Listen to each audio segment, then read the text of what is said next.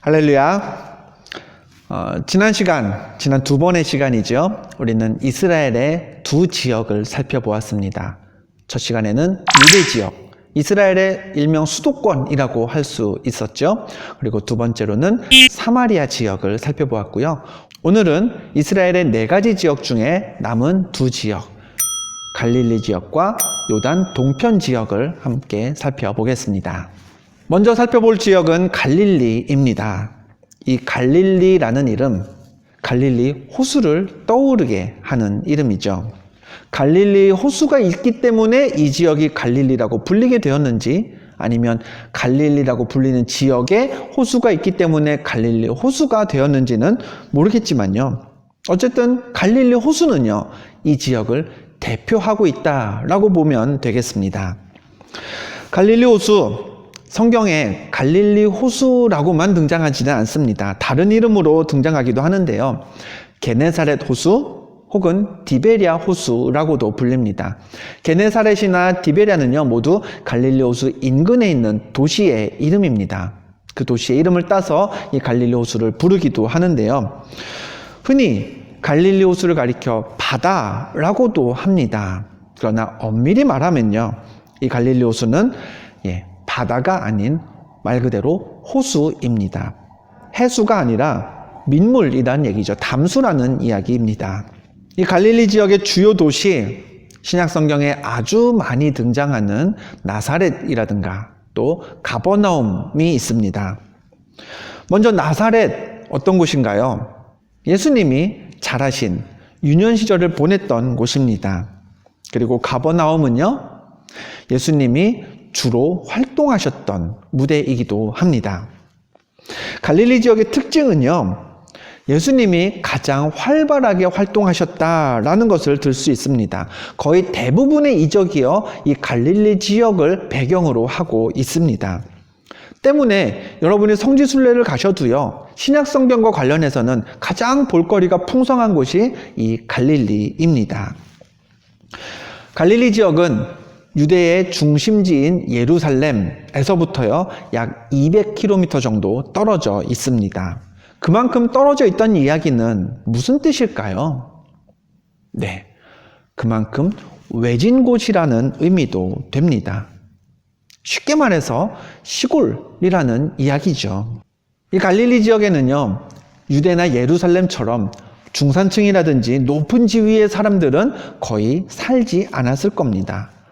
일반 소시민들, 아주 평범한 사람들이 살았던 동네라고 할 수 있죠. 그래서 유명한 성경의 구절이 있습니다. 요한복음 1장 46절이죠. 예수님이 나사렛 출신이라는 이야기를 듣고요, 나다나엘이라는 사람이 이렇게 말했습니다. 나사렛에서 무슨 선한 것이 날 수 있느냐? 나사렛이라는 그 동네는 누군가 훌륭한 사람이, 위인이 나올 동네가 아니라는 이야기입니다. 예루살렘이나 그런 유명한 좋은 사람들 많이 나오고 사는 그런 동네가 아니라는 뜻이죠. 오늘날도 크게 다르지는 않습니다. 갈릴리 호숫가 인근은요, 예루살렘이나 유대 지역보다는 한결 한가한 지역이긴 합니다. 그러나 어떤가요? 요새는 또 다르죠. 복잡한 도심이 있는 반면 한적하고 자연 풍광 좋은 곳은 또 그 나름대로의 인기가 있습니다. 특별히 물가, 물이 있는 곳은 세계 어느 사람이나 쉬러, 놀러 많이들 가게 되죠. 휴가지로 각광받고 있는 곳이 이 갈릴리 지역이기도 합니다. 이 인근 도시들을 보면은 숙소나 관광지도 잘 발달되어 있고요.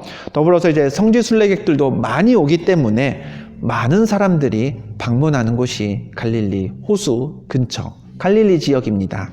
이 지역 순례를 가신다면요, 차만 타고 지나가도요, 우리가 생각해왔던 그 유대의 광야하고는 사뭇 다른 분위기를 보실 수 있습니다.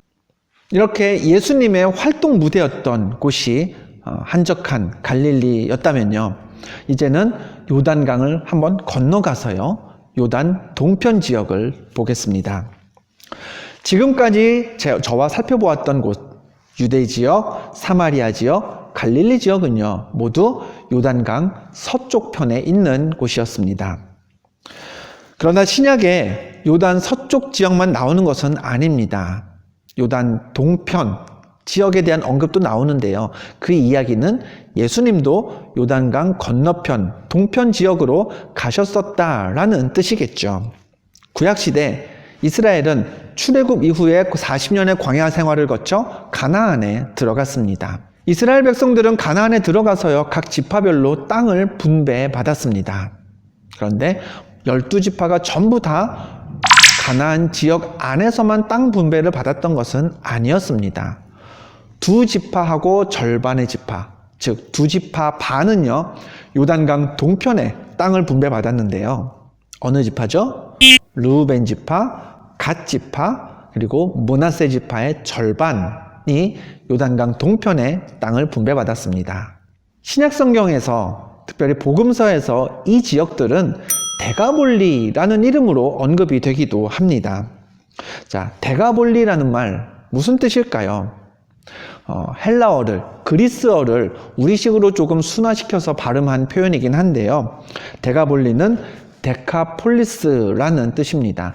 데카는요, 헬라어로 10을 뜻하고요. 폴리스는 아마 사회 시간에 예전에 민주주의, 고대 그리스 역사 배우시면서 들어보셨을 텐데, 폴리스, 도시를 의미합니다. 즉, 데가볼리, 데카폴리스, 10개의 도시들이다 라는 뜻인데요. 어떤 도시들일까요? 유대 팔레스타인 땅에 있긴 하지만, 그러나 저 멀리 그리스에서 헬라 문화를 가지고 온 사람들이 정착해서 이렇게 촌락을 이룬 10개의 대표적인 도시들을 아우러서 데카폴리스, 데가볼리라고 성경에 기록이 되어 있습니다. 즉 이곳은요, 헬라 문화가 퍼져 있는 헬라 사람들 중심의 도시였다라고 볼 수 있습니다.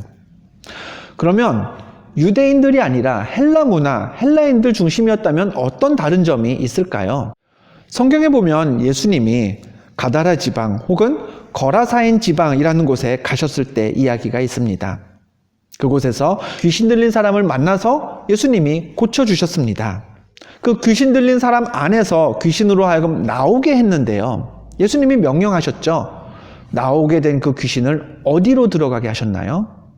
인근에 있던 돼지떼, 성경은 한 2,000마리쯤 된다라고 기록하고 있는데요. 그 수천 마리의 돼지떼에게 귀신이 들어가도록 예수님이 명하셨습니다.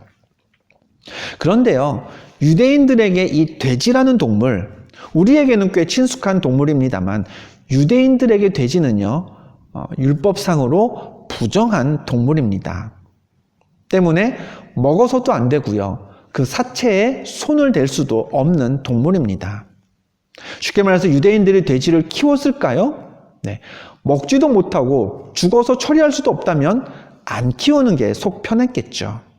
그런데 이 가다라 지방, 거라사인의 지방에 2,000마리쯤 되는 돼지들이 있었다라는 이야기는요, 이 마을이 유대 문화의 영향을 받지 않았다라는 것을 의미합니다. 돼지고기를 먹기도 하고 돼지를 키우기도 하는 사람들이 이 지방에 살고 있었다라는 이야기죠. 즉 유대 율법을 따르지 않는 사람들의 동네에 예수님이 가셔서 사역을 하셨다라는 걸 우리가 알 수 있게 됩니다. 신약시대에 등장하는 4가지 지역을 살펴보았습니다. 순서대로요, 밑에 있는 유대지방, 그 위에 있는 사마리아, 또 그 위에 갈릴리 호수 주변을 포함하는 갈릴리 지역, 그리고 요단강 건너편에 있는 요단 동편, 데가볼리, 가다라, 거라사인의 지방, 이렇게 불리는 지역까지 4가지를 살펴보았습니다. 성경을 보시면요, 지명이 불쑥불쑥 등장할 때가 있습니다. 이제부터 성경을 읽으실 때, 이 도시는 어디에 속할까? 이 도시는, 예수님은 이때 어디로 가셨던 걸까? 이렇게 지명에 유념하면서 성경을 읽으면요, 예수님이 먼 거리를 오가셨는지 아니면 바로 가까이를 가셨는지, 이 동네, 이 문화는 어떤 곳이었는지를 알고 보면 또 성경을 읽는 깊이가 더 생기게 되겠죠. 자, 이제 다음 시간에는요, 4개의 복음서, 신약에 있는 4개의 복음서를 한번 함께 살펴보려고 합니다. 복음서를 공부하는 시간에 다시 뵙겠습니다.